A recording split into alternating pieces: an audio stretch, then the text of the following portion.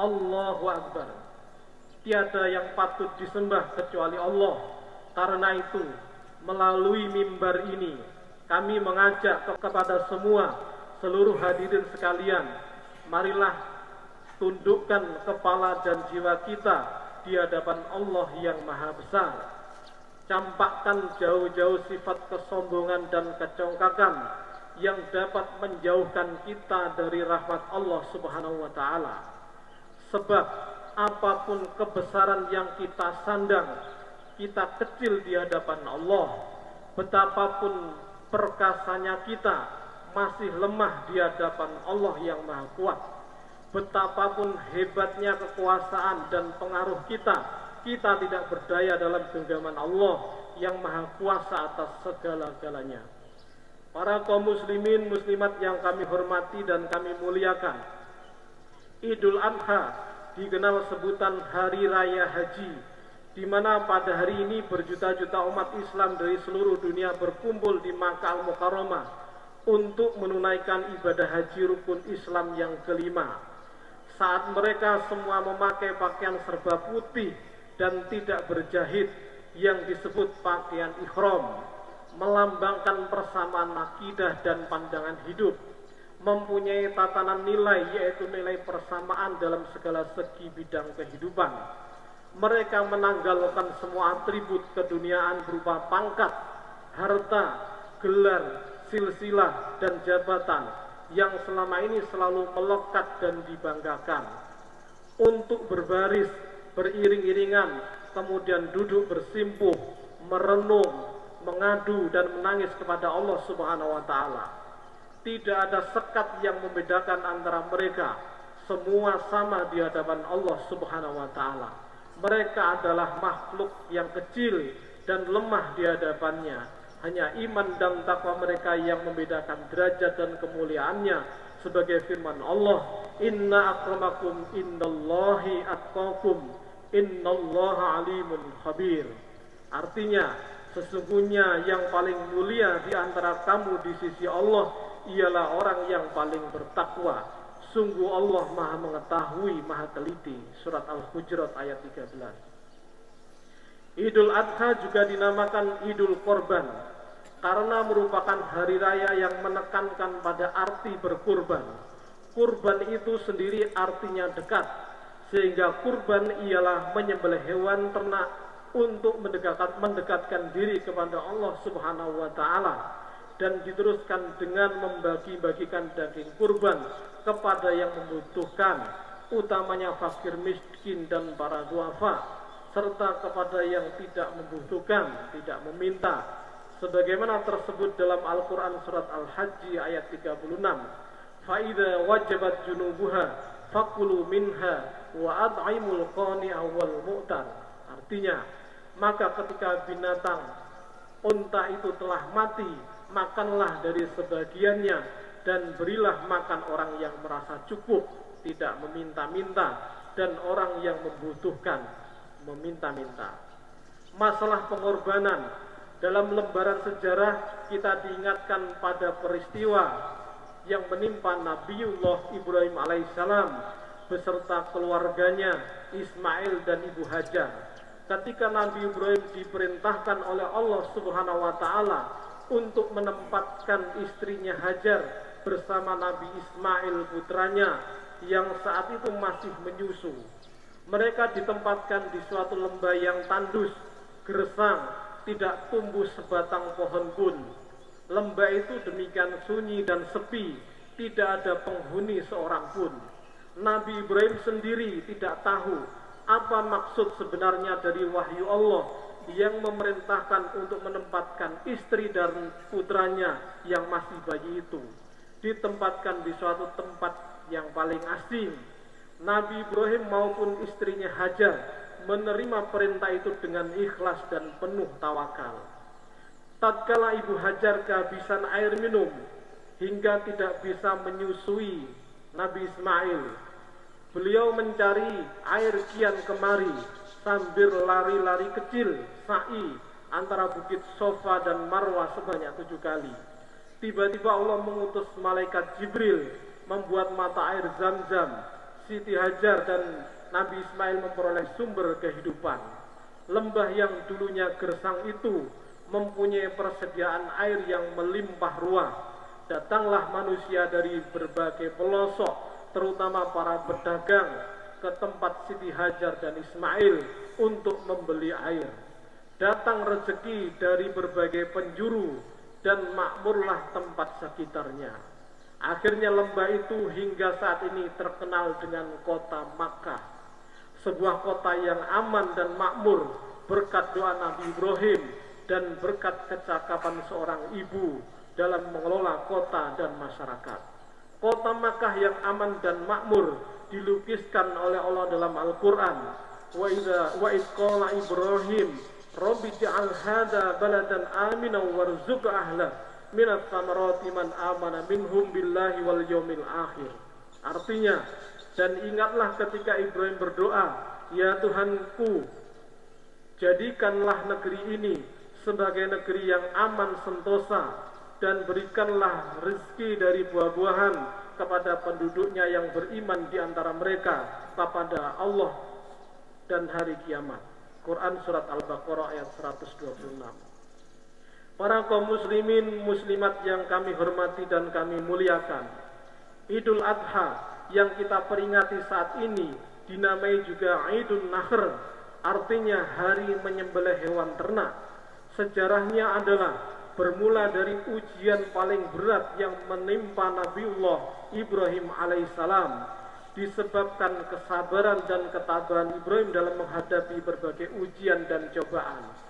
Allah memberinya sebuah anugerah, sebuah gelar kehormatan, Khalilullah, kekasih Allah, yaitu Allah menguji iman dan takwa Nabi Ibrahim melalui mimpinya yang hak agar ia mengorbankan putranya yang kala itu masih berusia 7 tahun, anak yang sehat elok rupawan, supaya dikorbankan dan disembelih dengan menggunakan tangannya sendiri. Sungguh sangat mengerikan. Peristiwa itu dinyatakan dalam Al-Quran Surat As-Saffat. Qala ya bunayya inni ara fil manam anni adbahuka fandur madza tara. Qala ya abatif al ma tu'mar satajiduni insyaallahu minas sabirin.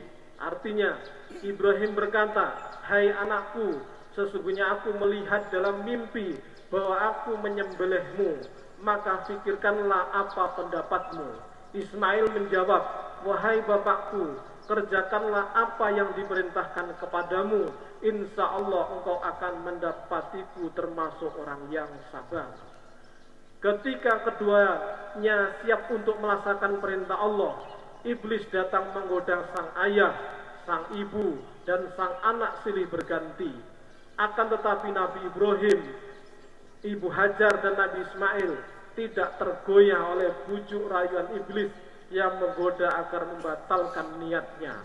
Bahkan Ibu Hajar pun mengatakan, jika memang benar perintah Allah, aku pun siap untuk disembelih sebagai gantinya Ismail. Mereka melempar iblis dengan batu, mengusirnya pergi, dan iblis pun lari tunggang langgang. Dan ini kemudian menjadi salah satu rangkaian ibadah haji, yakni melempar jumroh ula, wusta, dan akobah yang dilaksanakan di Mina. Para kaum muslimin muslimat yang kami hormati dan kami muliakan, hikmah yang dapat kita ambil pada saat wukuf di Arafah memberi gambaran bahwa kelak manusia akan dikumpulkan di padang mahsyar untuk dimintai pertanggungjawaban menghadapi sidang pengadilan dan penghisapan yang sesungguhnya. Tidak mungkin sembunyi dan ingkar atas semua perbuatannya. Demikian pula dari kisah perjalanan kehidupan Nabi Ibrahim alaihissalam, Hajar dan Ismail alaihissalam, yang kemudian menjadi syariat ritual dalam ibadah haji dan ibadah korban, kita dapat mengambil sebuah iktibar atau hikmah luar biasa, yakni pertama, hendaknya kita sebagai orang tua mempunyai upaya yang kuat membentuk anak yang solih-solihah, menciptakan pribadi anak yang berakhlak mulia, anak yang berbakti kepada orang tua, lebih-lebih berbakti terhadap Allah dan Rasul-Nya. Kedua, sesungguhnya bangunan dan pondasi syariat dibangun di atas hikmah dan kemaslahatan para hamba di dunia maupun akhirat. Seluruh syariat Islam adalah keadilan, rahmat, maslahat dan hikmah. Perintah dan ketentuan-ketentuan yang telah digariskan oleh Allah Subhanahu wa taala agar selalu istiqomah dilaksanakan harus disambut dengan tekad sami'na wa ata'na, karena sesungguhnya ketentuan-ketentuan Allah Subhanahu wa taala pastilah manfaatnya kembali kepada diri kita sendiri. Ketiga, kegigihan setan senantiasa terus bertekad untuk menjerumuskan umat manusia ke dalam kejahatan, kehancuran, kenistaan dan kegelapan. Maka janganlah mengikuti bujuk rayu setan, karena sesungguhnya setan adalah musuh yang nyata. Setan dan iblis harus dilawan, diusir dan harus dikalahkan. Keempat, jenis sembelihan berupa bahimah, binatang ternak. Artinya dengan matinya hayawan ternak, kita buang kecongkakan dan kesombongan kita. Hawa nafsu hayawaniyah harus dikendalikan, jangan dibiarkan tumbuh subur dalam hati kita. Seharusnya ada perubahan sifat atau sikap menjadi pribadi yang lebih baik lagi, bisa menjaga diri, memposisikan diri, dan tidak mendewakan diri sendiri dalam hal apapun. Sebab sifat kehewanannya telah disembelih dan dibuang dari dirinya. Para kaum muslimin muslimat yang kami hormati dan kami muliakan, tepatlah apabila perayaan Idul Adha digunakan untuk menggugah hati kita untuk berkorban bagi negeri kita tercinta yang tidak pernah luput berbagai ujian dan cobaan. Sebab pengorbanan Nabi Ibrahim alaihissalam yang paling besar dalam sejarah umat manusia itulah yang membuatnya menjadi seorang nabi dan rasul yang besar dan mempunyai arti besar. Dari sejarahnya itu, maka lahirlah kota Makkah dan Ka'bah sebagai kiblat umat Islam seluruh dunia, dengan air Zam-Zam yang tidak pernah kering sejak ribuan tahun silam, sekalipun tiap harinya dikuras berjuta liter, sebagai tonggak jasa seorang wanita yang paling sabar dan tabah, yaitu Ibu Hajar dan putranya Nabi Ismail. Akhirnya dalam kondisi seperti ini kita berharap, berusaha dan berdoa, mudah-mudahan kita semua, para pemimpin kita dalam berjuang tidak hanya mengutamakan kepentingan pribadi dan kelompok, tapi berjuang untuk kepentingan dan kemakmuran masyarakat, bangsa dan negara. Kendatipun perjuangan itu tidaklah mudah, memerlukan pengorbanan yang besar, hanya orang-orang bertakwalah yang sanggup melaksanakan perjuangan dan pengorbanan ini dengan sebaik-baiknya. Mudah-mudahan perayaan Idul Adha kali ini mampu menggugah kita untuk terus bersemangat, rela berkorban demi kepentingan agama, bangsa dan negara. Para kaum muslimin, muslimat yang kami hormati dan kami muliakan, demikian khutbah Hari Raya Idul Adha tahun 1443 Hijriah pada hari ini yang dapat kami sampaikan. Ada kurang dan lebihnya kami mohon maaf. Semoga Allah memberikan manfaat dan barokah. Amin ya rabbal alamin. Billahi taufiq wal hidayah. Wassalamualaikum warahmatullahi wabarakatuh. Allahu akbar, Allahu akbar, Allahu akbar. La ilaha illallah, Allahu akbar, Allahu akbar, walillahil hamd. Allahu akbar.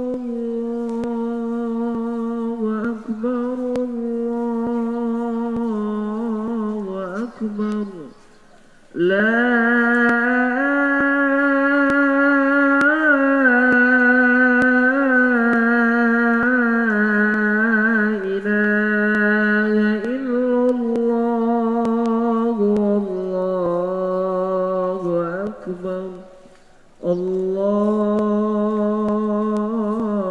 أكبر